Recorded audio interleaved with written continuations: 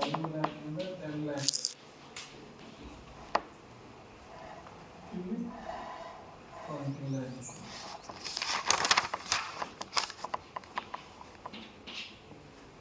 ಈಗ ನೀವು ಏನೋ ಒಂದು ಸಣ್ಣ ಉದ್ಯೋಗ ಮಾಡಬೇಕು.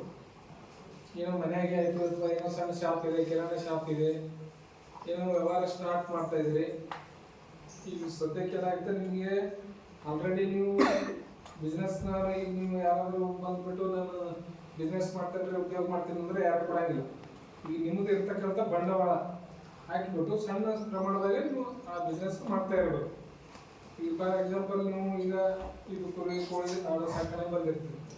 ಈಗ ನೀವು ಇದು ಹೋದ ನಂತರ ನೀವು ಆಡು ಸಾಕಣೆ ಮಾಡ್ಬೇಕು ಅಂತೀರಿ. ಅಂಥ ಟೈಮ್ದಾಗ ಏನಾಗ್ತದೆ, ಈಗೆಲ್ಲ ಏನು ಮಾಡ್ತೀವಿ, ದೊಡ್ಡ ದೊಡ್ಡ ಸ್ಕೀಮಿಗೆ ಹೋಗ್ತೀವಿ. ಎಲ್ಲರೂ NLM ಸ್ಕೀಮ್ ಹೇಳ್ತೀನಿ ನಿಮ್ಗೆ, ಅದಕ್ಕೆ ಹೋಗ್ತೀವಿ. ಅದಕ್ಕಿಂತ ಮುಂಚೆ ನೀವು ಸಣ್ಣ ಪ್ರಮಾಣದಾಗ ಯಾವುದೇ ಒಂದು ವ್ಯವಹಾರ ಸ್ಟಾರ್ಟ್ ಮಾಡ್ಬೇಕಂದ್ರೆ ನೀವು ಬಿಗಿನಿಂಗ್ ನಿಮ್ಮ ಕಡೆ ಏನಿಲ್ಲ, ಆಧಾರ್ ಕಾರ್ಡ್ ಪ್ಯಾನ್ ಕಾರ್ಡ್ ಎರಡೇ ಅದಾವ ನಿಮಗೆ.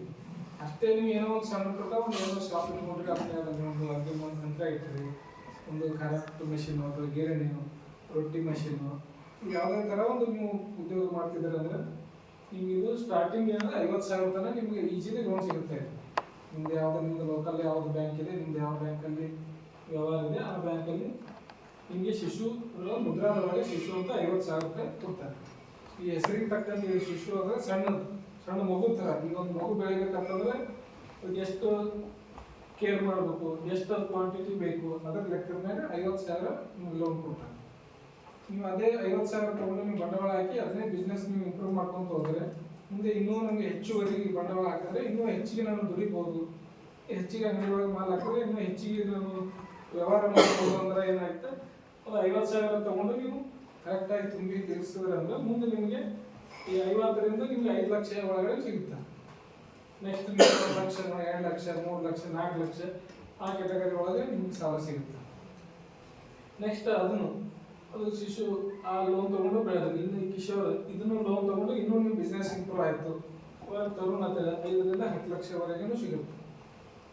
ಮುಂದೆ ನೀವು ಅತಿ ಹೆಚ್ಚುವರೆಗೆ ಇದು ಏನಾಗುತ್ತೆ, ಇದು ಎಲ್ಲನೂ ನಿಮಗೆ ಏನು ಇದು ಸೆಕ್ಯೂರಿಟಿ ಇರಲ್ಲ, ಸಬ್ಸಿಡಿ ಲೋನಿಗೆ ಸಬ್ಸಿಡಿ ಇರಲ್ಲ, ಮತ್ತೆ ನಿಮ್ಗೆ ಯಾವುದೇ ಸೆಕ್ಯೂರಿಟಿ ಬೇಕಾಗಿರಲ್ಲ. ಇದಕ್ಕೆ ಈಗ ಒಮ್ಮೆ ನೀವು ಬಂದ್ಬಿಟ್ಟು ಮುದ್ರಾದಾಗ ನಂಗೆ 10 ಲಕ್ಷ ಕೊಡ್ಬೇಕಂದ್ರೆ ಕೊಡಂಗಿಲ್ಲ, ಯಾಕಂದ್ರೆ ಆಲ್ರೆಡಿ ಅಷ್ಟು ಬಿಸ್ನೆಸ್ ಬೆಳೆಯಿರಿ. ನೀವು ಸ್ಟಾರ್ಟಿಂಗಿಂದ 50,000ರಿಂದ ಹೋದ್ರಂದ್ರೆ ಇವಾಗ ನೀವು ಒಂದು ಬ್ಯಾಂಕ್ನಾಗ 50,000 ಲೋನ್ ತೊಗೊಂಡ್ರೆ ಅದೆಲ್ಲ ಹೋದ್ರಿ 50,000 ತೊಗೊಂಡ್ರಿ. ನೆಕ್ಸ್ಟ್ ಆ ಮ್ಯಾನೇಜರ್ ಚೇಂಜ್ ಆಗಿರ್ತಾರೆ, ನೀವು 1 ವರ್ಷ 2 ವರ್ಷ ಬಿಸ್ನೆಸ್ ಮಾಡಿರ್ತೀರಿ. ನೆಕ್ಸ್ಟ್ ಬಂದವ್ರು ಏನು ಮಾಡ್ತಾರೆ, ಅವಾಗ ನೀವು ನೆಕ್ಸ್ಟ್ ಲೋನ್ ಒಂದು 2 ಲಕ್ಷ ಲೋನ್ ಬೇಕಂದಾಗ ಏನು ಮಾಡ್ತಾರೆ, ಅದು ಮುಂಚೆದ್ದು ನೋಡ್ತಾರೆ ನಿಮ್ಮ ಹಿಸ್ಟ್ರಿ. ಮುಂಚೆ 50,000 ತೊಗೊಂಡಿದ್ರಿ, ಅದು ಹೆಂಗೆ ಕಟ್ಟಿದ್ರಿ, ನೀವು ಆ ಲೋನ್ ಕರೆಕ್ಟಾಗಿ ಕಟ್ಟಿದ್ರಿ ಅಂದ್ರೆ ಏನಾಗುತ್ತೆ, ನೆಕ್ಸ್ಟ್ ನಿಮಗೆ ಈ 5 ಲಕ್ಷವರೆಗೆ ಲೋನ್ ಕೊಡ್ತಾರೆ. ಈಗ ಏನು ಮಾಡ್ತೀರಿ, ಸಡನ್ ಆಗಿ ಏನು ಮಾಡ್ತೀರಿ, ನೀವು ಏನೋ ಅದರಲ್ಲಿ ಬಿಸ್ನೆಸ್ಸಲ್ಲಿ ಇರೋಂಗಿಲ್ಲ, ಏನು ನೀವು ಇರೋಂಗಿಲ್ಲ, ಹೋಗ್ಬಿಟ್ಟು ನಮ್ಮೊಂದು 5 ಲಕ್ಷ ಕೊಡ್ರಿ 10 ಲಕ್ಷ ಕೊಡ್ರಿ ಅಂತ. ಅವಾಗ ಯಾವ ಥರ ಯಾರು ಲೋನ್ ಕೊಡಂಗಿಲ್ಲ. ನೀವು ಹೆಂಗೆ ಬೆಳಿತೀರಿ ಅದರ ಪ್ರಕಾರ ಲೋನ್ ನಿಮಗೆ ಬೆಳ್ಕೊಂತ ಹೋಗುತ್ತೆ. ಅಲ್ಲಿ ಬಿಸ್ನೆಸ್ ಮಾಡೋಕ್ಕೂ ಹೆಲ್ಪ್ ಆಗುತ್ತೆ.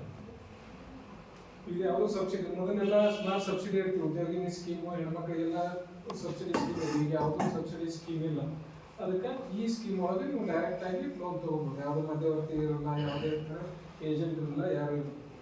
ಈ ಲೋನಲ್ಲಿ ತೊಗೊಂಡು ನಿಮ್ದು ಸಣ್ಣ ಬಿಸ್ನೆಸ್ ಸ್ಟಾರ್ಟ್ ಮಾಡ್ಬೋದು. ಅದೇ ಈಗ ಒಂದು 4 ಕಾರ್ಡ್ ಇದಾವೆ, ಇನ್ನೊಂದು 4 ಕಾರ್ಡ್ ಹಸು ತಗೋಬೇಕು. ಇದು ಮೊದಲು ಬರೀ ಬಿಸ್ನೆಸ್ ಮಾಡೋರಿಗೆ ಅಷ್ಟೇ ಇತ್ತು. ಇವಾಗ ರೈತರಿಗೂ ಇದ್ರಾಗ ಹಸು, ಎಮ್ಮೆ, ಆಡು, ಕುರಿ, ಕೋಳಿ ಇದ್ರಾಗೂ ತೊಗೋಬೋದು.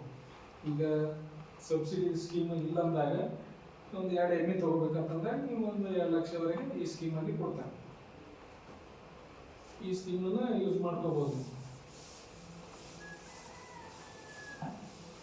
ಸರ್, ಇದಕ್ಕೆ ಸರ್ಟಿಫಿಕೇಟ್ ಕೊಡೋದು ಆಡು ಸಾಕಾಣಿಕೆ ಇದಕ್ಕೆ ಇದ್ರೆ ಒಳ್ಳೆಯದು. ಇದ್ದಿಲ್ಲ ಅಂದ್ರೆ ಇದು ಈ ಕೆಟಗರಿ ನೀವು ಆಲ್ರೆಡಿ ಮಾಡ್ತಾ ಇದ್ರೆ ಅಂದ್ರೆ ಕೊಡ್ತಾರೆ.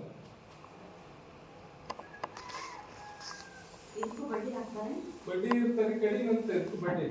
ಈಗ 10% ಇರ್ತಾರೆ, ₹1. ವರ್ಷಕ್ಕೆ ಸರ್? ಹಾಂ, ವರ್ಷಿಗೆ. ಒಂದು ವರ್ಷಿಗೆ 1,10,000 ರೂಪಾಯಿ ಆಗುತ್ತೆ.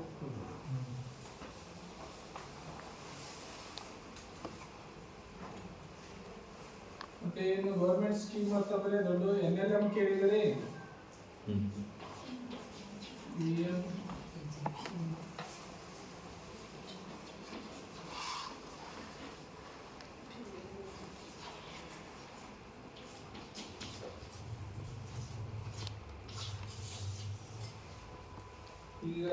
ಅಗ್ರಿಕಲ್ಚರ್ ರಿಲೇಟೆಡ್ ಅಂದರೆ ಮೇನ್ NLM ಅಂತ ಹೇಳಿ ಹೇಳ್ತೀವಿ, ನ್ಯಾಷನಲ್ ಲೈಫ್ ಸ್ಟಾಕ್ ಮಿಷನ್ ಇಂದ. ಇದರಲ್ಲಿ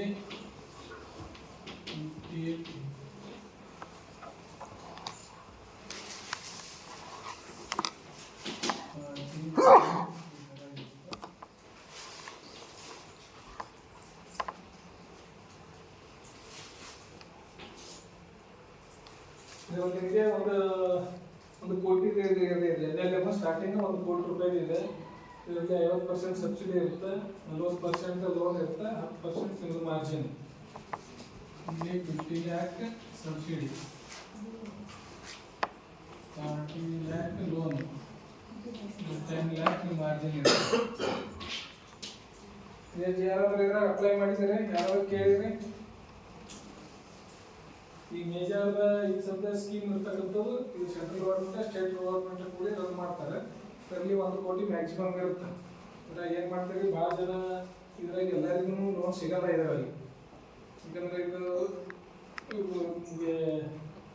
ಸೆಕ್ಯೂರಿಟಿ ಕೇಳ್ತಾರೆ, ಬೇರೆ ಕೋಲಾಟ್ರಲ್ ಸೆಕ್ಯೂರಿಟಿ, ಏನಾದರೂ ಮನೆ ಅಥವಾ ನಿಮ್ಗೆ ಏನೇ ಪ್ಲಾಟ್ಗಳು ಅಥವಾ ಏನಾದರೂ LIC ಬಾಂಡ್ ಈ ಥರ ನಿಮಗೆ ಸೆಕ್ಯೂರಿಟಿ ಕೇಳ್ತಾರೆ.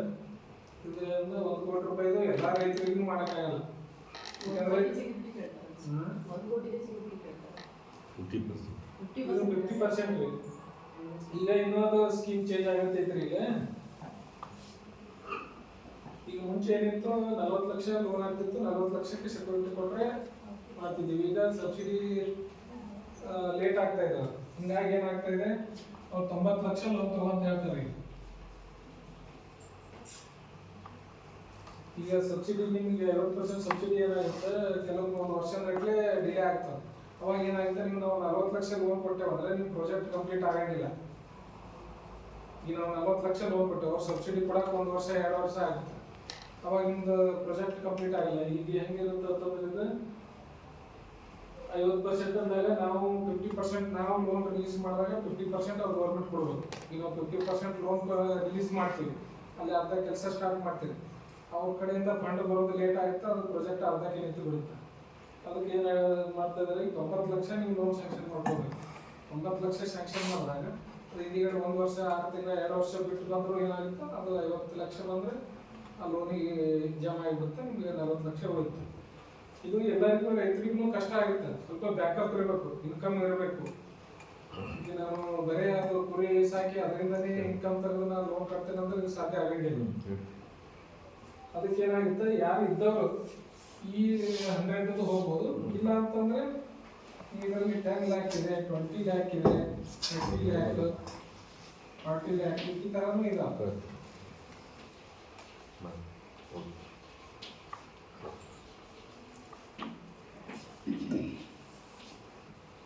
ಇಷ್ಟು ದೊಡ್ಡದು ಆಗಂಗಿಲ್ಲ ನಮಗೆ. 10 ಲಕ್ಷ ತಗೋಬಹುದು. 10 ಲಕ್ಷ ಆದ್ರೆ ಏನಾಗುತ್ತೆ, ನಿಮ್ಗೆ 5 ಲಕ್ಷ 4 ಲಕ್ಷ ಲೋನ್ ಆಗುತ್ತೆ, 5 ಲಕ್ಷ ಸಬ್ಸಿಡಿ, ನಿಮ್ಗೆ 1 ಲಕ್ಷ ನಿಮ್ಗೆ ಮಾರ್ಜಿನ್ ಹಣ ಇರುತ್ತೆ. ಮಾರ್ಜಿನ್ ಅಂದ್ರೆ ನಿಮ್ಮ ಸ್ವಂತಕ್ಕೆ ಬಂಡವಾಳ. ಎಲ್ಲಾನು ಲೋನ್ ಕೊಟ್ಟರೆ ಮಾಡ್ತೇನೆ ಅಂತಂದ್ರೆ ನಿಮ್ಗೆ ಅದರಲ್ಲಿ ಬಂಡವಾಳ ಬೇಕಲ್ಲ. ಈಗ ನೀವು ಅದ್ರಾಗ ರೊಕ್ಕ ತೊಡಗಿಸಿದ್ರೆ ನಿಮ್ಗೆ ಅದ್ರಲ್ಲಿ ಕೆಲಸ ಮಾಡೋದು ಇಂಟ್ರೆಸ್ಟ್ ಇರುತ್ತೆ. ಈಗ ನಿಮ್ದು ಎಲ್ಲಾನು ಬ್ಯಾಂಕ್ ಲೋನ್ ಮ್ಯಾಗೆ ಮಾಡ್ತೀನಿ ಅಂತಂದ್ರೆ ಅವಾಗ ಚಾನ್ಸಸ್ ನೀವು ಬಿಟ್ಟು ಹೋಗೋ ಚಾನ್ಸಸ್ ಭಾಳ ಇರುತ್ತೆ. ಈಗ ಏನಾಗುತ್ತೆ, ರೈತರಿಗೆ ನಿಮ್ಮ ಕೆಪಾಸಿಟಿ ತಕ್ಕಂತೆ ಈಗ ನೀವು ಒಂದು 10 ಲಕ್ಷದಿಂದ ಸ್ಟಾರ್ಟ್ ಮಾಡ್ಬೋದು. 10 ಲಕ್ಷದಿಂದ ಸ್ಟಾರ್ಟ್ ಮಾಡಿದ್ರೆ ನಿಮ್ಗೆ ಲೋನ್ ಕೊಡೋಕ್ಕೂ ಈಸಿ ಆಗುತ್ತೆ. ಈಗ 4-5 ಲಕ್ಷ ಲೋನು ಯಾರು ಇಲ್ಲ ಅನ್ನೋಂಗಿಲ್ಲ ಬ್ಯಾಂಕಲ್ಲಿ. ಅವಾಗ ನಿಮಗೆ ಸೆಕ್ಯೂರಿಟಿದು ಪ್ರಶ್ನೆನೂ ಬರೋಂಗಿಲ್ಲ. ಆಲ್ರೆಡಿ ಬೆಳೆಸಾಲ ತೊಗೊಂಡಿದ್ರೆ ಅಂದ್ರೆ ಅವ್ರಿಗೆ ಇನ್ನೂ ಒಳ್ಳೇದಾಗುತ್ತೆ. ಅದ್ರ ಮೇಲೆ ಸ್ವಲ್ಪ ಬೋಜೆ ಇರಿಸಿ ನಿಮಗೆ ಕಂಟಿನ್ಯೂ ಆಗಿ ಕೊಡ್ತಾರೆ. ಈಗ ಒಂದು 3 ಆರ್ಡರ್ ಮಾಡಬೇಕು. ಇದಕ್ಕಾದ್ರೆ ಇದು 500 ರೂಪಾಯಿ ಇದೆ. ನೀವು 100 ಹೋಗ್ಬೇಕಂದ್ರೆ 500 ಆಲ್ಮೋಸ್ಟ್ ಇದನ್ನು ಸಾಕ್ಬೇಕು. ಮರಿ ಲೋನ್ 500 ಬರುತ್ತೆ. 500 ಕೆಪಾಸಿಟಿ ಅಷ್ಟು ಈಸಿ ಆಗಂಗಿಲ್ಲ. ಅದಕ್ಕೆ ನಿಮಗೆ ಕೆಪಾಸಿಟಿ ತಕ್ಕಂತೆನೂ 10 ಲಕ್ಷದಿಂದ ತೊಗೋಬೋದು. 10 ಲಕ್ಷ 20 ಲಕ್ಷ ತೊಗೊಂಡ್ರೆ ಏನಾಗುತ್ತೆ, ನಿಮಗೆ ಈಸಿ ಲೋನ್ ಸ್ಯಾಂಕ್ಷನ್ ಆಗುತ್ತೆ, ಪ್ರೊಸೀಜರ್ ಈಸಿ ಆಗುತ್ತೆ, ನಿಮ್ಗೆ ಜಾಸ್ತಿ ಡಾಕ್ಯುಮೆಂಟೇಶನ್ ಇರೋಂಗಿಲ್ಲ, ನಿಮ್ಗೆ ಸೆಕ್ಯೂರಿಟಿ ಅಂತಲೂ ಪ್ರಶ್ನೆ ಬರಲ್ಲ. ಆಲ್ರೆಡಿ ಬೆಳೆಸಾಲ ತೊಗೊಂಡು ಕಂಟಿನ್ಯೂಸ್ ಆಗಿ ನೀವು ಆ ಬ್ಯಾಂಕ್ ಜೊತೆ ವ್ಯವಹಾರ ಚೆನ್ನಾಗಿತ್ತು ಅಂತಂದ್ರೆ ಈ ಥರ ಮಾಡ್ತೀನಿ ಅಂದಾಗ ನಿಮ್ಗೆ ಲೋನ್ ಕೊಡ್ತಾರೆ. ಸರ್ ಎಕ್ಸ್ಪೀರಿಯನ್ಸ್ ಸರ್ ಎಕ್ಸ್ಪೀರಿಯನ್ಸ್ ಐತೆ ಏನ್ರಿ ಎಕ್ಸ್ಪೀರಿಯನ್ಸ್ ಕೇಳ್ತಾನೆ ಸರ್. ಎಕ್ಸ್ಪೀರಿಯನ್ಸ್ ಇಲ್ಲ ಸರ್, ಇವೇ ಟ್ರೈನಿಂಗ್ ಸರ್ಟಿಫಿಕೇಟ್.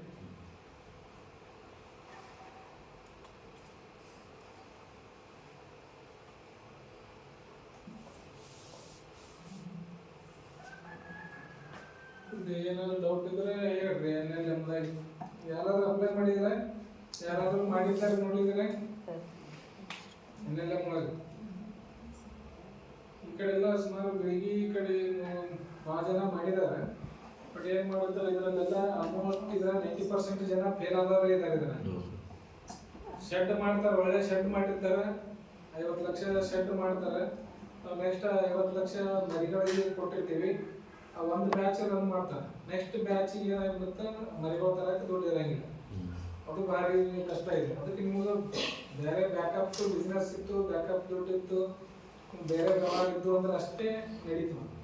ನೀವು 100% ನಾನು ಆಡು ಕುರಿ ಸಾಕಣೆ ಅದರಿಂದನೇ ನಾನು ಬೆಳಿಬೇಕು, ಅದನ್ನೇ ನಾನು ಜೀವನೋಪಯೋಗ ಆಗ್ಬೇಕಂತಂದ್ರೆ ನೀವು ಈ ಸಣ್ಣ 10 ಲಕ್ಷ ಒಂದು 100 ಒಳಗಡೆ ಆಡು ಅಥವಾ ಬರೀ ಒಂದು 100 ಒಳಗಡೆ ಆಯ್ತಂದ್ರೆ ನಿಮ್ಗೆ ಮ್ಯಾನೇಜ್ಮೆಂಟ್ ಮಾಡೋಕ್ಕೂ ಈಸಿ ಆಗುತ್ತೆ, ನಿಮ್ಗೆ ಖರ್ಚು ಕಡಿಮೆ ಇರ್ತದೆ, ಬ್ಯಾಂಕ್ ಲೋನು ಹೊರೆ ಆಗಂಗಿಲ್ಲ.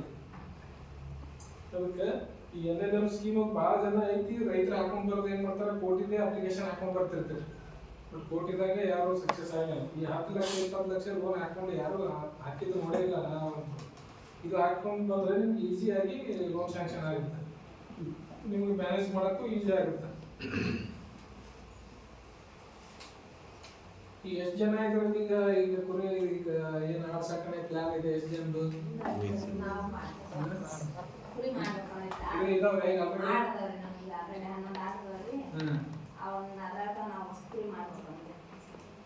ಈಗ ಏನ್ ಮಾಡ್ತಾರೆ, ಬಹಳ ಜನ ಏನ್ ಮಾಡ್ತಾರೆ, ಈಗ ಲೋನ್ ಕೊಟ್ಟಾಗ ಕುರಿ ಆಡ ಇದ್ದದನ್ನು ಮಾರಿಬಿಡ್ತಾರೆ. ಈಗ ನಮ್ಮ ಎಕ್ಸ್ಪೀರಿಯನ್ಸ್ ಸಾಲಕ್ಕೆ ಬಂದಿರ್ತಾರೆ, ಮೊದಲೆಲ್ಲ ಚೆನ್ನಾಗೇ ಇರ್ತಾರೆ, 10 ಕುರಿ ಇರ್ತಾವ, 50 ಕುರಿ ಇರ್ತವೆ, ಎಲ್ಲರೂ ಇರುತ್ತೆ. ನಾವ್ ಏನೋ ಮಾಡತ್ತಾರಪ್ಪ, ಇನ್ನೂ ಏನೋ ಮಾಡ್ಲಿ ಅಂತ ಮಾಡಿ ಅದ್ರ ಮ್ಯಾಗೆ ಲೋನ್ ಮಾಡಿಕೊಟ್ರೆ ಏನಾಗುತ್ತೆ, ನೆಕ್ಸ್ಟ್ ಹೋಗಿ ನೋಡಿದ್ರೆ ಅದು ಇದ್ದದನ್ನು ಮಾರಿರ್ತಾರೆ. ಅಂದ್ರೆ ಸಾಲ ಈಗ ಹೆಂಗಾಗ್ಬಿಟ್ಟಿದೆ ಬ್ಯಾಂಕಿಗೆ, ರೈತರು ಬರೋ ಸಾಲಕ್ಕೆ ಯಾವಾಗ ಬರ್ತಾರ ಅಂದ್ರೆ ಹೊರಗಡೆ ಸಾಲ ಹೆಚ್ಚಿಗೆ ಆದಾಗ ನಮ್ಮ ಕಡೆ ಸಾಲಕ್ಕೆ ಬಂದಿರ್ತಾರೆ. ಬೆಳೆಸಾಲ ಆದ್ರೂ ಅಷ್ಟೇ, ಈಗ ಏನೋ ಒಂದು ಮಗಳ ಮದುವೆ ಐತ್ರಿ, ಏನೋ ದವಾಖಾನೆ ಖರ್ಚು ಮಾಡಿದ್ರಿ, ಇಲ್ಲ ಹೊರಗೆ ಭಾಳ ಸಾಲ ಆಗಿದ್ರಿ, ಹಂಗಿದ್ದಾಗೆ ನಮ್ಮಲ್ಲಿ ಸಾಲಕ್ಕೆ ಬಂದಿರ್ತೀರಿ. ನಿಮ್ಮ ಉದ್ದೇಶ ಏನಿರ್ಬೇಕು, ಸಾಲ ಎದಕ್ಕೆ ತಗೋತೀರಿ ಅದಕ್ಕೆ ಉಪಯೋಗ ಆಗ್ಬೇಕು. ಅದಕ್ಕೆ ಉಪಯೋಗ ಆಗಂಗಿಲ್ಲ ಸಾಲ. ರೈತರು ಬ್ಯಾಂಕಿಂದ ಸಾಲ ತಗೊಂಡಿದ್ದು ನೀವು ಯಾವುದಕ್ಕೆ ಸಾಲ ತಗೋತ ಅಂತೀರಲ್ಲ ಅದಕ್ಕೆ ಉಪಯೋಗ ಆಗಂಗಿಲ್ಲ, ಬೇರೆದೋ ಏನಕ್ಕೋ ಉಪಯೋಗಿಸ್ಬಿಟ್ಟಿರ್ತೀರಿ. ಹಂಗಿದ್ದಾಗ ಸಕ್ಸಸ್ ಆಗಂಗಿಲ್ಲ ಈ ಬಿಸ್ನೆಸ್ನಾಗ. ಅದಕ್ಕೆ ನೀವು ಏನಕ್ಕೆ ಲೋನ್ ತಗೊಂಡಿರ್ತೀರಿ ಅದೇ ಉದ್ದೇಶಕ್ಕೆ ಅಲ್ಲಿ ಬಳಸಬೇಕು. ಬಳಸಿದಾಗ ಮಾತ್ರ ನೀವು ಅದರಲ್ಲಿ ಸಕ್ಸಸ್ ಆಗ್ತೀರಿ. ಈ ಕುರಿ ಸಾಲ ತಗೋತಾರ, ಕುರಿಗೆ ಒಂದು ಕುರಿಗೆ 7,000 ಆಗ್ತಾರೆ. ಏನ್ರಿ ಕುರಿ ಸಾಲ ತಗೋತಾವ್ರಿ, ಈಗ ಬ್ಯಾಂಕಿನೊಳಗೆ 7,000 ಆಗ್ತಾರೆ ಒಂದು ಬದುಕಿಗೆ. ಮತ್ತೆ ಹೊರಗೆ 10,000-4,000 ಬರ್ತಾರೆ. ಏನ್ರಿ ಬದುಕಿ ನೀವು ನೋಡ್ರಿ ಲಕ್ಷಕ್ಕೂ ಮಾರ್ತಾರೆ ಕುರಿ ಒಂದೊಂದು. ಯಾಕಂದ್ರೆ ಎವರೇಜ್ ಇರ್ತದ. ಈಗ ಒಂದು ಕುರಿಗೆ ನಿಮಗ 1 ಲಕ್ಷಕ್ಕೂ ಮಾರ್ತಾರೆ ಮರಿಗಳು. ಈಗ ಎವರೇಜ್ ಒಂದು ರೇಟ್, ಈಗ ಒಂದು ಮರಿಗಳು ಮರಿ ಎಷ್ಟು ತರ್ತೀರಿ, ನಾರ್ಮಲ್ ಆಗಿ 7-8 ಸಾವಿರ ರೂಪಾಯಿ ಒಂದು ಮರಿ ತರ್ತೀರಿ. ಆ ಮರಿ ತಂದು ನೀವು ಮುಂದೆ ಬೆಳೆಸೋದು 1 ಲಕ್ಷಕ್ಕೂ ಮಾರ್ಬೋದು. ಈ ಕುರಿನೂ 1 ಲಕ್ಷಕ್ಕೆ ಮಾರ್ತಾರೆ, ಅಷ್ಟು ಕೊಡ್ರಿ ಅಂದ್ರೆ ಹಂಗಿರಲ್ಲ. ಅದಕ್ಕೆ ಅದು ನಿಮ್ಮ ಕೈಗಿರುತ್ತೆ. ಸಾಲ ಕೊಟ್ಟಾಗ ಅದು ಹೆಂಗೆ ಸದುಪಯೋಗ ಮಾಡ್ತೀರಿ ಅದರ ಮ್ಯಾಗೆ ನೀವು ಬೆಳವಣಿಗೆ ಆಗ್ತೀರಿ. ನಾನು 1 ಟೈಮ್ ಸಾಲ ತಗೊಂಡು ಅಷ್ಟೇ ಕಟ್ಟಬೇಕಾಗಿ ಮುಂಚೆ ಬಂದ್ ಮಾಡ್ಬಿಡ್ತೀವಿ, ಬ್ಯಾಂಕಿಗೆ ಬರಂಗಿಲ್ಲ, ಕಟ್ಟಬೇಕಾಗಿ ಬೆನ್ ಹತ್ತೋದು ನಾವು ಬೆನ್ ಹತ್ಬೇಕಾಗುತ್ತೆ. ಹಿಂಗೆ ಆ ಥರ ಆಗ್ಬೋದು.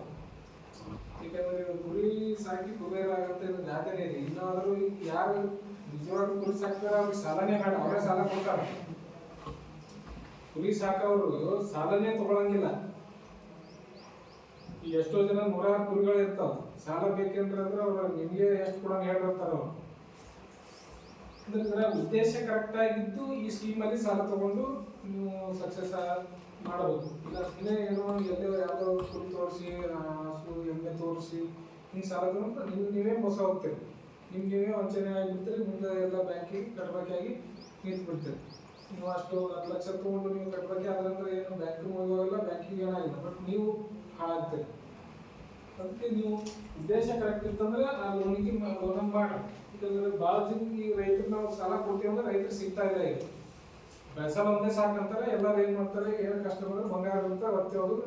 ಬಂಗಾರದ ಸಾಲದ ಮೇಲೆ ಎಲ್ಲ ಬೇರೆ ಬೇರೆ ಕೃಷಿ ಚಟುವಟಿಕೆ ಮಾಡ್ತಿರ್ತೀವಿ. ಇದಕ್ಕೆ ಅಂತ ಸಾಲ ತಗೊಂಡು ಇನ್ವೆಸ್ಟ್ ಮಾಡೋರು ಭಾಳ ಕಡಿಮೆ. ಅದಕ್ಕೆ ಯಾರು ನಿಜವಾಗ್ಲೂ ಅದರಲ್ಲಿ ಬೆಳಿಬೇಕು ಅನ್ನೋದಿದ್ರೆ ಅಂದ್ರೆ ಈಗ ಕೋಳಿದಾಯ್ತು, ಈಗೆಲ್ಲ ಸುಮಾರು ಒಳ್ಳೆ ಡಿಮಾಂಡ್ ಬರುತ್ತೆ. ಈಗೆಲ್ಲ ಫಾರ್ಮ್ ಮೊಟ್ಟೆ ಕೋಳಿ ಈಗ ಆಲ್ಮೋಸ್ಟ್ ಎಲ್ಲ ಈಗ ಒಂದು ಭಯ ಹುಟ್ಟಿರುತ್ತೆ. ಈ ಥರ ನೀವು ನಾಟಿ ಕೋಳಿ ಮತ್ತೆ ನಾಟಿ ಮೊಟ್ಟೆ ಈ ಥರ ನೀವು ಮಾಡಿದ್ರೆ ಒಳ್ಳೆ ರೇಟ್ ಸಿಗುತ್ತೆ. ಈಗ ನೀವು ಇದು ರೆಗ್ಯುಲರ್ ಕೃಷಿ ಜೊತೆಗೆ ಇದೆಲ್ಲ ನಿಮ್ಗೆ ಉಪಕಸಬು ಇದೆಲ್ಲ. ಈಗ ನಾನು ಬರೇ ಅಂದ ನಾನು ಲ್ಯಾಂಡ್ ಇದೆ, 5 ಎಕರೆ ಲ್ಯಾಂಡ್ ಇದೆ, ನಾನು ಕಬ್ಬು ಹಚ್ಚಿ ನೀವು ಹೊರಗಿರ್ತೀನಿ ಅಂದ್ರೆ ಏನಾಗುತ್ತೆ, ನೀವು ವರ್ಷಿಗೆ ಒಂದ್ಸಲನೇ ರೊಕ್ಕದ ಮುಖ ನೋಡ್ಬೇಕಾಗುತ್ತೆ. ಅದಕ್ಕೆ ಈ ಥರ ಸೈಡ್ ಆಕ್ಟಿವಿಟಿ ಹೊಲದಾಗ ನಿಜವಾಗ್ಲೂ ಹೊಲದಾಗ ಇರ್ತೀರಿ, ಯಾರು ಈ ಥರ ನೀವು ಸೈಡ್ ಉಪಕಸಬು ಮಾಡ್ಕೊಂಡ್ರೆ ಅಂದ್ರೆ ಏನಾಗುತ್ತೆ, ನೀವು ಆ ಮೇನ್ ಏನು ಬೆಳೆ ಹಾಕಿರ್ತೀರಿ ಅದ್ರ ಮ್ಯಾಗೆ ಡಿಪೆಂಡೆನ್ಸಿ ನೀವು ಕಡಿಮೆ ಆಗುತ್ತೆ. ಅದು ಒಂದು ವೇಳೆ ನಿಮ್ಮ ಕೈ ಕೊಡ್ಬೋದು ಆ ಬೆಳೆ. ಬಟ್ ಇದು ನೀವು ಸರಿಯಾಗಿ ನೀವು ವ್ಯವಸ್ಥೆ ಮಾಡ್ಕೊತಿದ್ದೀರ, ನಿಮ್ಗೆ ಯಾವತ್ತೂ ನಿಮಗೆ ಬ್ಯಾಂಕ್ ಇದ್ದಾಗ ನಿಮ್ಮ ಬ್ಯಾಂಕ್ನಾಗ ರೊಕ್ಕ ಇಟ್ಟಂಗೆ. ಈ ಕುರಿ ಆಡ ನೀವು ಮನ್ಯಾಗ ಸಾಕಿದ್ರಂದ್ರೆ ನಿಮಗೆ ಬ್ಯಾಂಕ್ನಾಗ ರೊಕ್ಕ ಇದ್ದಂಗೆ. ನಿಮ್ಗೆ ರಾತ್ರಿ ಬೇಕಂದ್ರೆ ರಾತ್ರಿನೂ ಮಾರಾಟ ಮಾಡ್ಬೋದು. ನಿಮ್ಗೇನೋ ಬ್ಯಾಂಕ್ನಾಗ ಆದ್ರೆ ಮುಂಜಾನೆ 4ರಿಂದ 5 ತನಕ ರೊಕ್ಕ ಸಿಗ್ತಾವ. ನಿಮ್ಗೆ ಕುರಿ ಮನ್ಯಾಗ ಇತ್ತಂದ್ರೆ ನಿಮ್ಗೆ 24 ತಾಸು ನಿಮ್ಗೆ ರೊಕ್ಕ ಇದ್ದಂಗೆ ಮನ್ಯಾಗ. ಯಾಕಂದ್ರೆ ಅಷ್ಟು ಡಿಮಾಂಡ್ ಐತೆ ಅದಕ್ಕೆ. ಅದಕ್ಕೆ ನೀವೆಲ್ಲ ಈ ಸ್ಕೀಮಲ್ಲಿ ಸೌಕರ್ಯ ತಗೊಂಡು ಮಾಡ್ಬೋದು. ಮತ್ತೆ ಇದರಲ್ಲಿ ನಿಮ್ಗೆ ಈ NLM ಸ್ಕೀಮ್ ಇದರಲ್ಲಿ ಆಗಲಿಲ್ಲ, ಇದರಲ್ಲಿ ಆಗಿಲ್ಲ ಅಂದ್ರೆ ನೆಕ್ಸ್ಟ್ ಇನ್ನೊಂದು ಈ PMEGP ಅಂತೇಳಿ ಇದರಲ್ಲಿ ನೀವು ತಗೋಬಹುದು. Pradhan Mantri employment generation program. ಇದರಲ್ಲಿ ನಿಮಗೆ 50 ಲಕ್ಷ ತನಕ ಐತಿ. ನಿಮಗೆಲ್ಲ ಈ ಕುರಿ ಆಡು ಸಾಕಣೆ 20 ಲಕ್ಷ ಸಿಗುತ್ತೆ.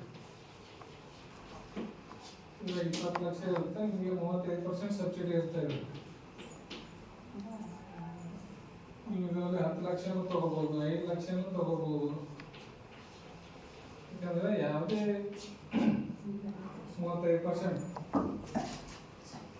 3.5 ಲಕ್ಷ 4 ಲಕ್ಷ 3.5 ಲಕ್ಷ ಸಬ್ಸಿಡಿ ಇರುತ್ತೆ. 10 ಲಕ್ಷ ನೀವು ತಗೊಂಡ್ರು 6 ಲಕ್ಷ ನಿಮಗೆ ಸಬ್ಸಿಡಿ ಸಿಗುತ್ತೆ. ಇವೆಲ್ಲ ಸ್ಕೀಮ್ ಇದಾವೆ. ಈ ಸ್ಕೀಮ್ ನಿಮ್ಗೆ ಇದು ಎಲ್ಲಕ್ಕಿಂತಲೂ ಬೆಸ್ಟ್ ಸ್ಕೀಮ್ ಇದು. PMEGP ಒಳಗೆ ಈಗ ಮುಂಚೆ ಬರೀ ಕೈಗಾರಿಕೆಗಳಿಗೆ ಅಷ್ಟೇ ಕೊಡ್ತಿದ್ರು. ಈಗೆಲ್ಲ ಅಗ್ರಿಕಲ್ಚರ್ದಾಗ ಅದಾವ. ಇದರಿಂದ ಜಾಸ್ತಿ ಉಪಯೋಗ ತಕ್ಕೋತಿಲ್ಲ ಯಾರು ರೈತರು ಇದರಲ್ಲಿ. ಯಾಕಂದ್ರೆ ಏನು ಮಾಡ್ತಾರೆ, ರೈತರ ಲೋನ್ ಬರೋ ಉದ್ದೇಶನೇ ಬೇರೆ ಇರುತ್ತೆ. ಆ ಥರ ಮಾಡ್ಬೇಕು ನೀವು. ಅಷ್ಟೇ ಈಗ ಇದ್ರಾಗ 8 ಜನ ಬಂದಿರಲ್ಲ, ಇಷ್ಟೇ ಜನದೊಳಗೂ ನೀವು ಒಂದು ಇದರಲ್ಲಿ ಲೋನ್ ತಗೊಂಡು ನೀವು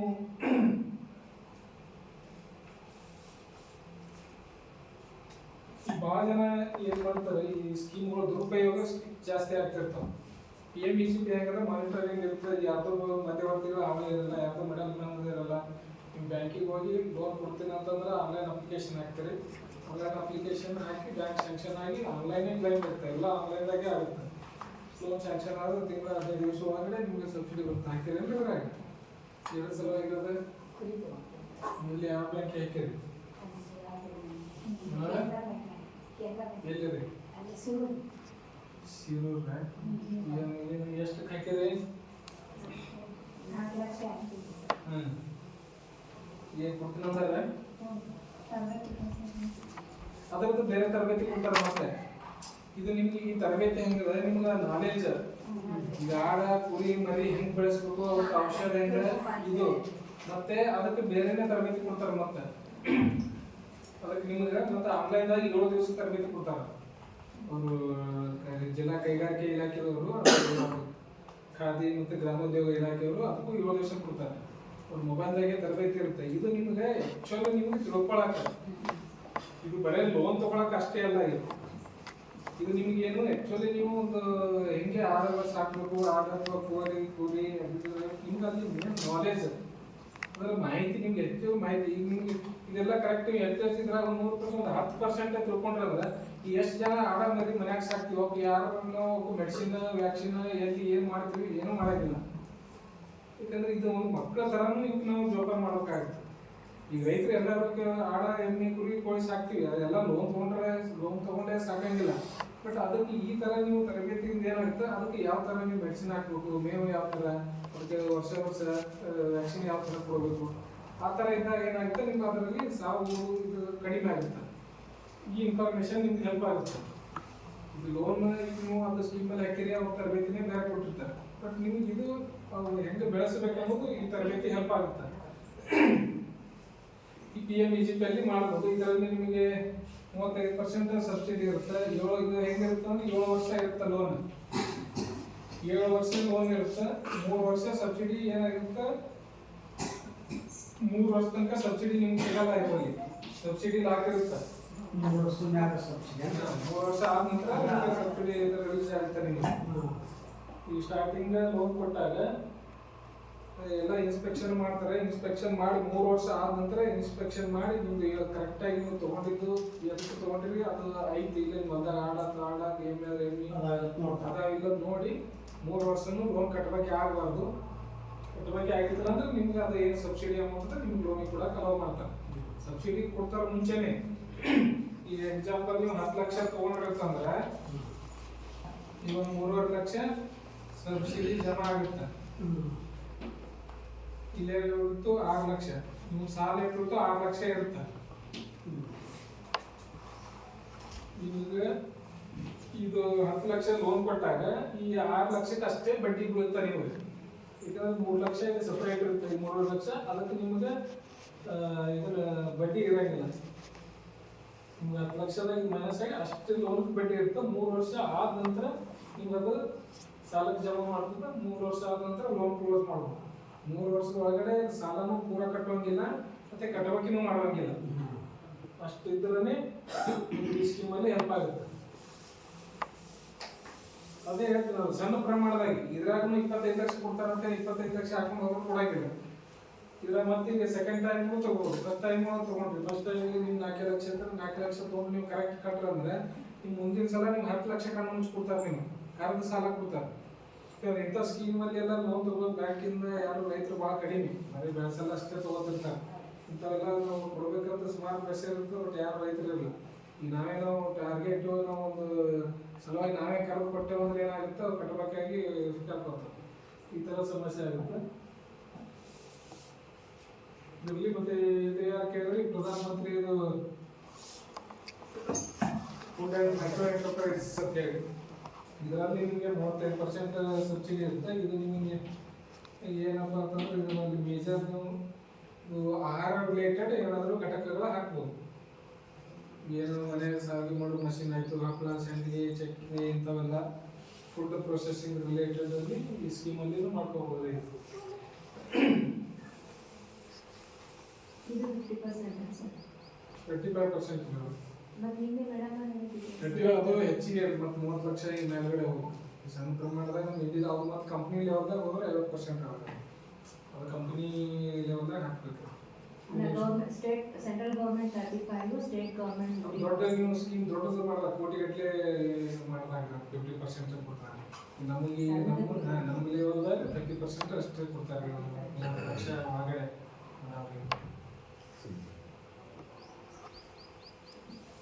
ಮತ್ತೇನಾದ್ರು ಡೌಟ್ ಇದ್ರೆ ಕೇಳಿ.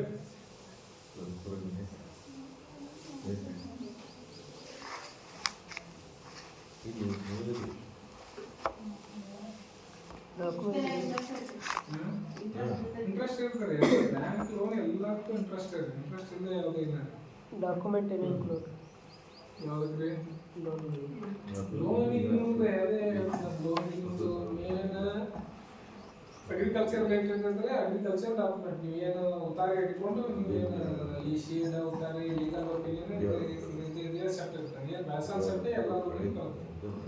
ಮುಂದೆ ಹೆಚ್ಚುವರಿ ಅಂತಂದರೆ ನೀವು ಕೋಳಿ ಸಾಕಣೆ ಇದ್ರೆ ಅವೆಲ್ಲ ಪಂಚಾಯತಿದು ಪರ್ಮಿಷನ್ನು ಲೈಸೆನ್ಸು ಅದು ತಗೋಬೇಕಾಗುತ್ತೆ.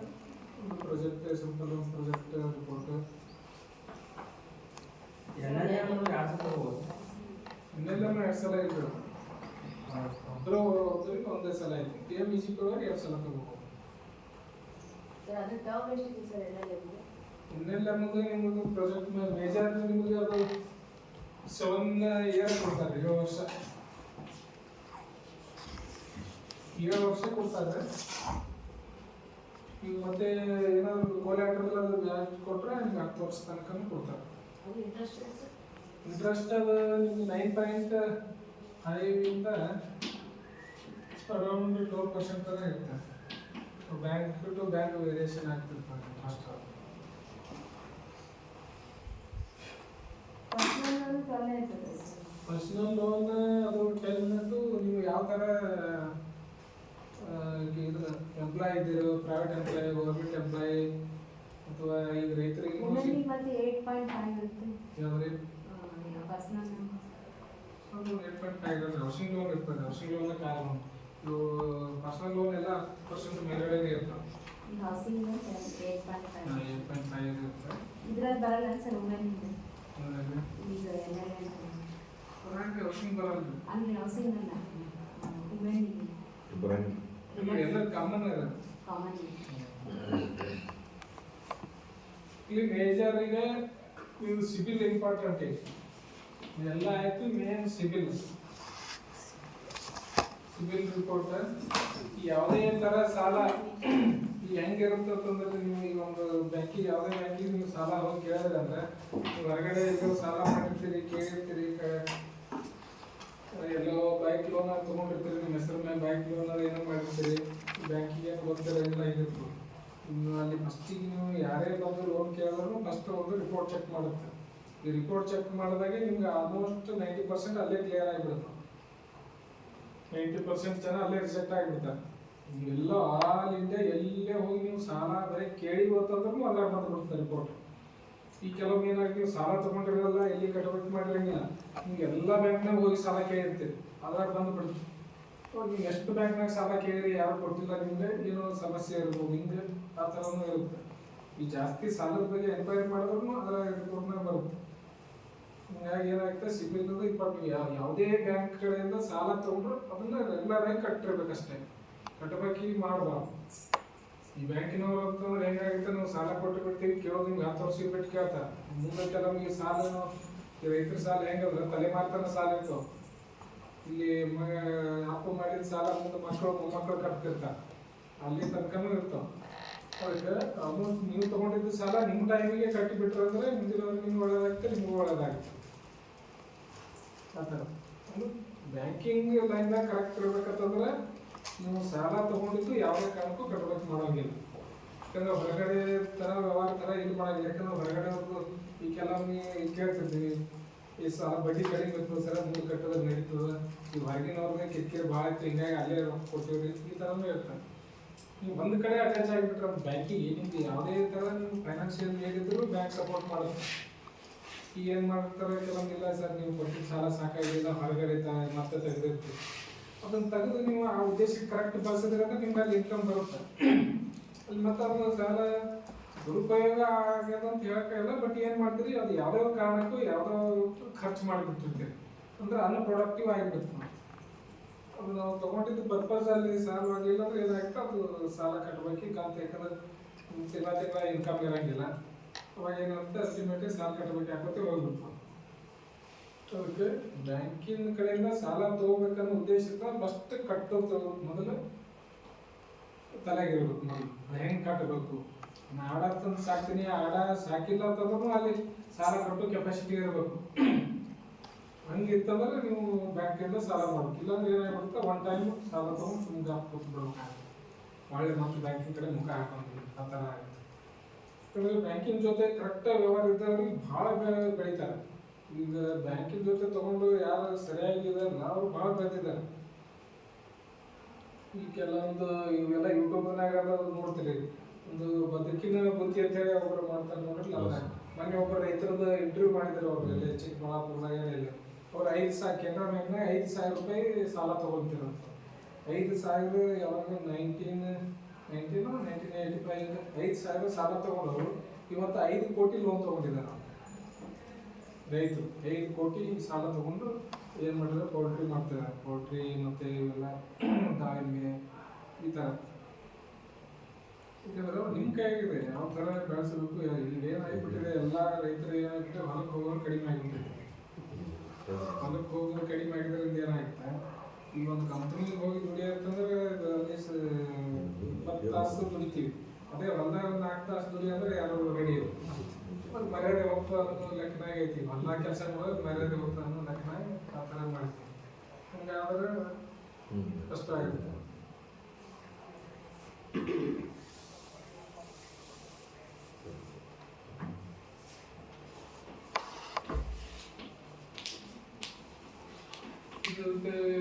ಸೈಬರ್ ಕ್ರೈಮ್ ಅಂತ ಹೇಳಿ ಈಗ ಭಾಳ ಹೆಚ್ಚಾಗ್ತಾ ಇದೆ. ಈಗ ಯಾರು ಎಲ್ಲ ಪಾಸ್ಬುಕ್ ಎಲ್ಲ ದುಡ್ಡು ಇಟ್ಟಿರ್ತೀರಿ, ಏನೋ ಬ್ಯಾಂಕಿಂದ ಅಂತ ಹೇಳ್ಬಿಟ್ಟು ನಿಮ್ಗೆ ಫೋನ್ ಮಾಡ್ತಿರ್ತಾರೆ. ನಿಮ್ಮದು ATM ಬಂದ್ಬಿಟ್ಟೈತಿ, ಪಾಸ್ಬುಕ್ ಬಂದ್ಬಿಟ್ಟೈತಿ, ಏನೋ ಈ ಥರ ಸುಮಾರು ರೈತರಿಗೆ ಯಾಕಂದ್ರೆ ಈ ಎಲ್ಲ ಗ್ರಾಮೀಣ ಭಾಗನಾಗೆಲ್ಲ ಈ ಥರ ಜನನೇ ಭಾಳ ಮೋಸ ಹೋಗ್ತಾ ಇದ್ದಾರೆ. ನಿಮ್ಮದು ಅಕೌಂಟ್ ಆಕ್ಟಿವೇಟ್ ಮಾಡ್ಬೇಕ್ರಿ, KYC ಮಾಡಬೇಕು ಹಿಂಗೆಲ್ಲ. ಯಾಕಂದ್ರೆ ಈಗ ಆಧಾರ, ಮೊಬೈಲ್ ನಂಬರ್, ನಿಮ್ಮದು ಬ್ಯಾಂಕ್ ಅಕೌಂಟ್ ನಂಬರ್ ಬರೀ ಹೆಸರಿಗೆ ಅಷ್ಟೇ. ಬ್ಯಾಂಕ್ ಅಕೌಂಟ್ ನಂಬರ್ ವರ್ಕ್ ಆಗೋದು ಬರೀ ನಿಮ್ಮ ಮೊಬೈಲ್ ನಂಬರ್ ಮೇಲೆ ಆಗುತ್ತೆ. ಮೊಬೈಲ್ ನಂಬರ್, ಆಧಾರ್ ಮೇಲೆ, ಯಾಕಂದ್ರೆ ಅವು ಭಾಳ ಇಂಪಾರ್ಟೆಂಟ್. ಯಾವುದೇ ಥರ OTP, ಏನೇ OTP ಬಂದರೂ ನೀವು ಯಾರಿಗೆ ಹೇಳೋಂಗಿಲ್ಲ. ನೀವು ಬ್ಯಾಂಕಿಂದೇ ಫೋನ್ ಹೆಚ್ಚಿವತ್ತಂದ್ರೆ ಈಗ ನಾವು ಬ್ಯಾಂಕಿಗೆ ಬರ್ತೀವಿ ಅಂತ ಹೇಳ್ಬೇಕು. ಆ ಥರ ನೀವು ಒಂದು ವೇಳೆ ರೊಕ್ಕ ಜಾಸ್ತಿ ಉಳಿತಾಯ ಖಾತೆದ ರೊಕ್ಕ ಜಾಸ್ತಿ ಇಡ್ತಿದ್ರಿ, ಸ್ವಲ್ಪ ಅಲ್ಲಿ ಐಡಿಯಲ್ ಆಗಿ ಇಡೋಕ್ಕಿಂತ ಆ ಥರ ರಿಸ್ಕ್ ಜಾಸ್ತಿ ಇರುತ್ತೆ. ಅವಾಗ ಏನು ಮಾಡೋದು, FD ಇಡೋದು ಒಳ್ಳೆಯದು. SBI ಅಕೌಂಟ್ನಾಗ ನಂಗೆ ಇಲ್ಲ, ಈಗ ಒಂದು ಎಕರೆ ಒಂದು ರೊಕ್ಕ ಇಟ್ಟರೆ ಏನೋ ಸ್ವಲ್ಪ ದಿವಸವರೆಗೆ ನಿಮಗೆ ಅದು ಅವಶ್ಯಕತೆ ಇಲ್ಲ ಅಂದಾಗ ಅದನ್ನು FD ಆಗಿ ಕನ್ವರ್ಟ್ ಮಾಡಿ ಇಡೋದು ಒಳ್ಳೆಯದು. ಬರೀ ಅದೇ ಥರ ಇಟ್ಟರೆ ಯಾವುದೋ ಒಂದು ರೀತಿಯಿಂದ ಟ್ರ್ಯಾಪ್ ಆಗಿಬಿಡ್ತೀರಿ. ಯಾವುದೋ ಒಂದು ಥರ OTP ಯಾವುದೋ ನಿಮ್ಗೆ ಅರ್ಥದಾಗಿರ್ತೀರಿ, ಇದು ಬ್ಯಾಂಕಿಂದರೆ ಅದು ಅಕೌಂಟ್ ಚಾಲು ಮಾಡ್ಬೇಕಾದ್ರೆ ಹಾಗೆ ಏನೋ ಒಂದು ಹೇಳಿದ್ರೆ ಪಟ್ನೆ OTP ಹೇಳಿದ್ರೆ ಅಂದ್ರೆ ಅಕೌಂಟ್ ದುಡ್ಡು ಖಾಲಿ ಆಗಿಬಿಡುತ್ತೆ. ಅದಕ್ಕೆ ಆ ಥರ ಯಾವುದೇ ಕಾರಣಕ್ಕೂ ಬ್ಯಾಂಕಿನಿಂದ ಯಾರು ಫೋನ್ ಮಾಡಂಗಿಲ್ಲ. ನೀವು ಸಾಲ ತಗೊಂಡು ಕಟ್ಟಿಲ್ಲ ಅಂದ್ರೆ ಅಷ್ಟೇ ಫೋನ್ ಮಾಡಿರ್ತಾರೆ ಹೊರತು ನೀವು ಈ ಥರ ಇದ್ದಂತೆ ಯಾರು ಫೋನ್ ಮಾಡಂಗಿಲ್ಲ. ಇದನ್ನು ಹುಷಾರಾಗಿರ್ಬೇಕು.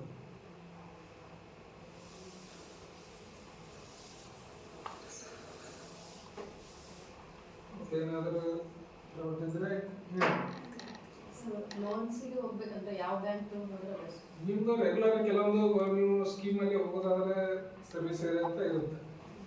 ನಿಮ್ಮ ಗೌರ್ಮೆಂಟ್ ಸ್ಕೀಮ್ಗಳು, ಲೋನ್ಗಳಿಗೆ ಹೋಗ್ಬೇಕಾದ್ರೆ ನೀವು ಪರ್ಟಿಕ್ಯುಲರ್ ನಿಮ್ಗೆ ಆ ಏರಿಯಾಕ್ಕೆ ಆ ಬ್ರ್ಯಾಂಚ್ ಅಂತಲೇ ಮಾಡಿರ್ತಾರೆ. ಇಲ್ಲ ನಿಮ್ಮದು ವ್ಯವಹಾರ ಸರ್ವಿಸ್ ಏರಿಯಾ ಬಿಟ್ಟು ನಿಮ್ಮದು ವ್ಯವಹಾರ ಇನ್ನೂ ಚೆನ್ನಾಗೈತಿ, ಈಗ ನಿಮ್ಮದು ಅಕೌಂಟ್ ಎಲ್ಲ ಈಗ ಬಾಗಿಲುಕೋಟದಾಗ ನಿಮ್ದೆಲ್ಲ ವ್ಯವಹಾರ ಬಾಗಿಲುಕೋಟೆ ಬ್ರ್ಯಾಂಚ್ನಾಗ ಐತಿ. ನಿಮ್ಮದು ಎಲ್ಲ ಅಕೌಂಟ್ ಎಲ್ಲ ಇಲ್ಲಿ ಕಲಾದಿಗೆ ಒಳಗೆ ಅಲ್ಲಿ ಸರ್ವಿಸ್ ಏರಿಯಾ ಬರುತ್ತೆ. ಆ ಥರ ಏನಾಗುತ್ತೆ, ನಿಮ್ಮದು ವ್ಯವಹಾರ ಚೆನ್ನಾಗಿತ್ತು ಇಲ್ಲಿ ಲೋಕಲ್ ಲೆವೆಲ್ ಇದ್ದಾಗ ಅವಾಗ ಅವ್ರ ಮ್ಯಾನೇಜರ್ ಮ್ಯಾಗ ಡಿಸಿಷನ್ ಇಲ್ಲ, ಇವ್ರು ಕೊಟ್ಟರೆ ಇವ್ರು ಕಾನ್ಫಿಡೆನ್ಸ್ ಐತಿ, ಲೋನ್ ಕಟ್ಟಿದ್ದು ಹೊಳೆ ಬರ್ತೈತಿ ಅಂತಂದ್ರೆ ಅವ್ರು ಇಲ್ಲಿ ಕೊಡ್ತಾರೆ. ಇಲ್ಲ ಲೋನ್ ರಿಜೆಕ್ಟ್ ಮಾಡಬೇಕು, ಯಾಕೋ ಡೌಟ್ಫುಲ್ ಪಾರ್ಟಿ ಅದಾರ ಅಂತಂದ್ರೆ ಅವ್ರು ಏನೋ ಒಂದು ಕಾರಣ ಹೇಳಿ ರಿಜೆಕ್ಟ್ ಮಾಡಿರ್ತಾರೆ. ಆಲ್ಮೋಸ್ಟ್ ಗೌರ್ಮೆಂಟ್ ಸ್ಕೀಮ್ ನಿಮ್ಮ ಲೋಕಲ್ ಬ್ರಾಂಚ್ ಸರ್ವಿಸ್ ಏರಿಯಾ ತಿಳ್ಕೊಂಡು ಅಲ್ಲೇ ಅಪ್ಲೈ ಮಾಡಿರಿ. ಅಲ್ಲಿ ಮಾಡಲಿಲ್ಲ ಅಂದ್ರೆ ನಿಮ್ದು ವ್ಯವಹಾರ ಬೇರೆ ಬ್ಯಾಂಕ್ನಾಗ ನಿಮ್ಮ ಸರ್ವಿಸ್ ಏರಿಯಾ ಬಿಟ್ಟು ಇನ್ನೊಂದು ಕಡೆ ಬೇರೆ ಕಡೆ ವ್ಯವಹಾರ ಚೆನ್ನಾಗಿತ್ತು ಅಂದ್ರೆ ಅಲ್ಲಿನೂ ಕೊಡ್ತಾರೆ. ಪರ್ಸನಲ್ ವ್ಯವಹಾರ ಮೇಲೆ ಹೋಗುತ್ತೆ. ಮತ್ತೆ ಕಟ್ಟು ಕಾನ್ಫಿಡೆನ್ಸ್ ಬರಬೇಕು. ಕೆಲವೊಂದು ಟೈಮ್ ಬಂದಾಗ ಮ್ಯಾನೇಜರ್ ಕೆಲವೊಂದು ಬೇರೆ ಕಡೆ ಬಂದಿರ್ತಾರೆ, ಅವ್ರು ಕೊಡಂಗಿಲ್ಲ, ನಾವು ಅದಕ್ಕೆ ರಿಸ್ಕ್ ಹೋಗ್ಬೇಕು ಅಂತ ಹೇಳ್ಬಿಟ್ಟು ಆ ಥರನೂ ಇರುತ್ತೆ. ನಿಮಗೆ ಕೆಲವೊಂದು ಟೈಮ್ದಾಗ ಹೆಲ್ಪ್ ಮಾಡೋರು ಬಂದಿರ್ತಾರೆ, ಮ್ಯಾನೇಜರು ಲೋಕಲ್ ಬಂದಿರ್ತಾರೆ. ಕೆಲವೊಂದು ಫ್ಯಾಮಿಲಿ ಬ್ಯಾಕ್ಗ್ರೌಂಡ್ ಹೆಂಗಿರ್ತಾರೆ, ಈಗ ಕೆಲವು ಮ್ಯಾನೇಜರ್ ಫ್ಯಾಮಿಲಿ ಬ್ಯಾಕ್ಗ್ರೌಂಡ್ ಹೆಂಗಿರ್ತೋ ಅದ್ರ ಮ್ಯಾಗೆ ಸಾಲ ಕೊಡ್ತಿರ್ತಾರೆ. ಈಗ ರೈತ ಕುಟುಂಬದಿಂದ ಬರ್ತಿದ್ರೆ ಅದರ ರೈತರಿಗೆ ಸಾಲ ಕೊಡ್ತಾರೆ. ಆ ಥರ ಹೋಗ್ತಾರೆ. ಅಟ್ಯಾಚ್ಮೆಂಟ್ ಬ್ಯಾಂಕ್ ಜೊತೆ ರಿಲೇಷನ್ಶಿಪ್ ಹೆಂಗಿರೋ ಅದ್ರ ಮ್ಯಾಗೆ ಹೋಗುತ್ತೆ ಜಾಸ್ತಿ. ಯಾಕಂದ್ರೆ ಲೋನ್ ಇದು ಹೆಂಗಿರುತ್ತೆ ಅಂದ್ರೆ ಕಂಪಲ್ಸರಿ ಲೋನ್ ಎಲ್ಲರಿಗೂ ಕೊಡ್ಬೇಕಂತಲೂ ಇರೋಂಗಿಲ್ಲ. ಈಗ ನೀವು ಲೋನ್ ಹಾಕಿ ನಿಮ್ಗೆ ಲೋನ್ ಸ್ಯಾಂಕ್ಷನ್ ಮಾಡಲೇಬೇಕು ಅಂತ ಯಾವುದೋ ಕಂಡೀಷನ್ ಇರೋಂಗಿಲ್ಲ. ಈಗ ಅದೆಲ್ಲನೂ ಒಂದು ವಿಶ್ವಾಸ ಬಗ್ಗೆ ಇರುತ್ತೆ.